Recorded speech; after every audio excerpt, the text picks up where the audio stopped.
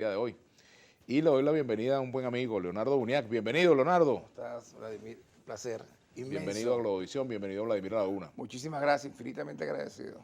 Bueno, caramba, siempre conversar contigo es un placer. Y bueno, en días recientes Igualmente. estuvimos juntos en nuestro programa Vladimir a la Carta. Y caramba, dije, hay que invitar a Leonardo para conversar sobre la geopolítica en este momento. ¿Cómo está Venezuela, esa pequeña pieza del mundo llamada Venezuela, en esta coyuntura? Capio, zona petrolera, zona gasífera, y ahí se produce un evento de Lituania y Estonia, donde se encuentra nada más y nada menos en Kaliningrado, la base naval, ¿verdad?, del mar del Báltico, que le da mucha influencia a Rusia en toda la zona del Golfo de Finlandia, de Bosnia, el Mar del Norte, donde está el Reino Unido. Así que entonces Venezuela, de alguna manera, yo siempre lo he comentado, su solución política ciertamente o parcialmente está geopolitizada. Yo creo que hoy Venezuela se encuentra en el epicentro del panorama geopolítico de los conflictos, porque además Venezuela sigue siendo el mayor reservorio de petróleo del planeta y como nunca, a pesar de tener un bajo nivel o bajo potencial de producción, hoy Venezuela es protagonista del debate estratégico global, sobre todo cuando el petróleo va a escasear y va a escasear fuertemente en los próximos años. Ya podremos desarrollar la idea. Fíjate, a propósito de eso, muy poca gente quizás habría apostado al hecho de que el conflicto entre Rusia y Ucrania y las tensiones con Occidente y particularmente con Estados Unidos abrirían una puerta a estimular un diálogo entre Estados Unidos y Venezuela o a acelerar un proceso que ya venía andando quizás lenta y subterráneamente. Pero fíjate, así son las cosas en la geopolítica. Pero fíjate que es interesante porque resulta que cuando hablamos nosotros de este conflicto, y que lamentablemente yo digo que Ucrania solamente ha sido el escenario de una gran disputa estratégica entre el poder de la triada, y cuando digo la triada, un animal de tres patas, donde está Estados Unidos, donde está la Federación Rusa y donde está China, Ajá. porque esa es la gran realidad. Y a Ucrania, lamentablemente, y a ese pueblo le tocó ser el escenario de esta disputa, de esta gran batalla estratégica.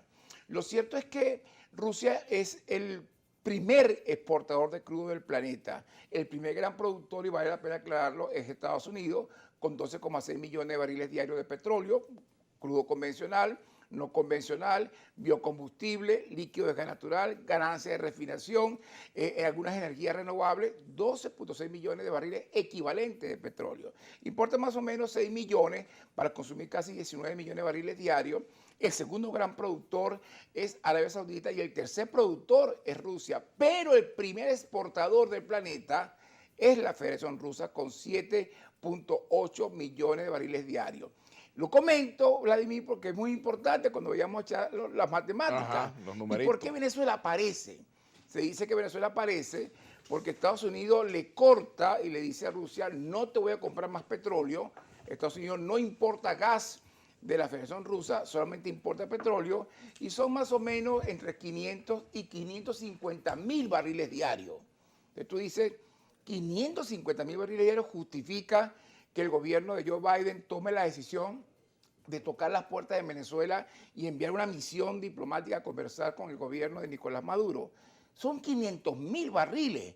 O sea, te cuento que en Estados Unidos hay 6,000 productores pequeños y medianos, en Texas, en Dakota del Norte, en las cuencas de Permian y de Bakken, que producen 5,6 millones de barriles diarios, con los precios de 100 y un costo de $45 de barril producir.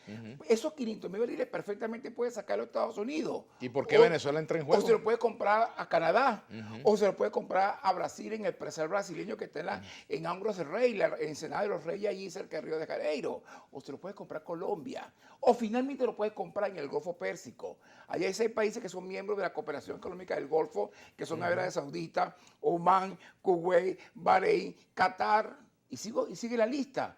Puede comprarlo en cualquier parte. ¿Y por qué en Venezuela? Ajá, buena pregunta. Porque no son 500 mil barriles lo que hace falta. No son 500 mil barriles. Lo que hace falta son 2 millones de barriles o más. ¿Y de qué te estoy hablando, Vladimir? Básicamente que Rusia, como te dije, exporta 7,8 millones de barriles diarios.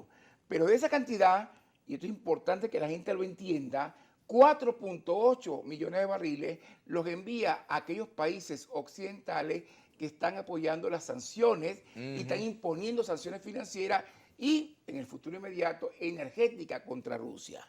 Y ahí se complica la película, porque son 4,8 millones de barriles que representan casi el 5% del mercado mundial, que puede llevar el crudo a $200 el barril.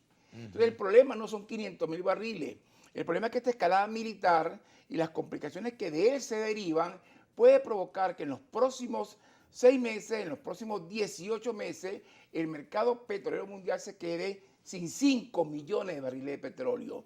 Y te cuento algo, el barril previo a la crisis, previo al conflicto, estaba ya en casi $90. ¿Por qué? Porque hay un déficit entre oferta y demanda, más o menos, de 1,5 millones de barriles diarios, que eso es equivalente al 2% del mercado mundial. Ese déficit de 2% ha mantenido el crudo cerca de los $90. Te podrás imaginar lo que significa 7 puntos de déficit en el mercado mundial, lo que podría llevar el petróleo por encima de los $200. Así que entonces la necesidad no son 500.000 barriles, sino estamos hablando de 2 millones o más de barriles de petróleo. Y Estados Unidos está contando con Venezuela para esos 2 millones o más en el mediano plazo. Vamos a responder al regreso esta pregunta con Leonardo Buniac, economista experto en geopolítica del petróleo. Es así, ¿no? Ya venimos.